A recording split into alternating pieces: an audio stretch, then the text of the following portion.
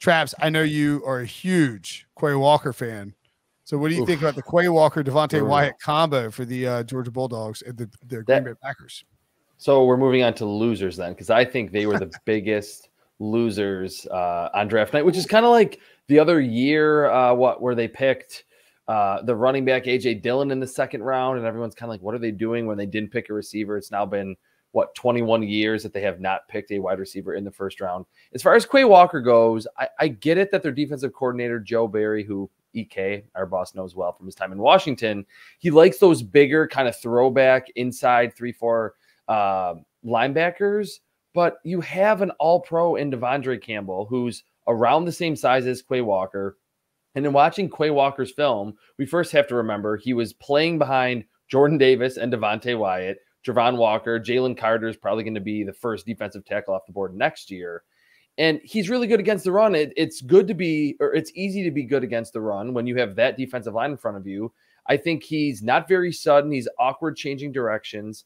A lot of times he got stuck to blocks, which at 6'3", 240, you shouldn't be doing that. You should be really delivering a lot of the hits, and he's not good in coverage. They didn't use him in coverage. He was mostly a quarterback spy or a blitzer.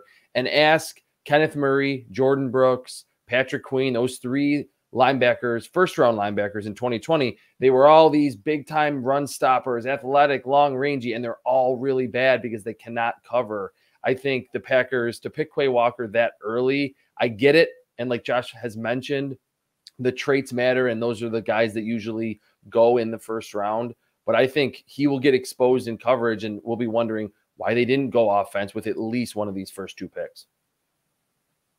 I mean, you could easily make the case that Aaron Rodgers is a loser, right? Yeah. Although what he said with McAfee, that it's fine that you can pick a receiver later, like as the draft was happening. Yeah. I mean, strange. I mean, it's possible that the Packers said, all right, Aaron, here's a list of 6 receivers we might take at number 22 overall. And then scratch that guy off. Scratch off Jameson Williams. Scratch off Treylon Burks. And you get to 22, and they're like, I'm sure the front office was in close contact with Aaron Rodgers this time around. Like, hey, man, you're watching what's happening. All these guys on our list are gone, so we're going to go with another option here. Well, and that's sort of what happened with the Dillon trade too, right?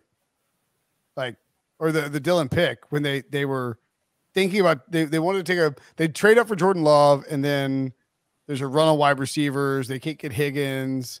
Denzel Mims even goes beforehand, and they just sort of gave up. I mean, I think that's maybe the comp. I don't know. Anyway, Georgia, huge winner. Kirby Smart's going to keep recruiting 5 stars. This is a defense that may go down as the greatest defense of all time. I'm always surprised there's only 5 guys taken from this defense, but there'll certainly be a couple more going.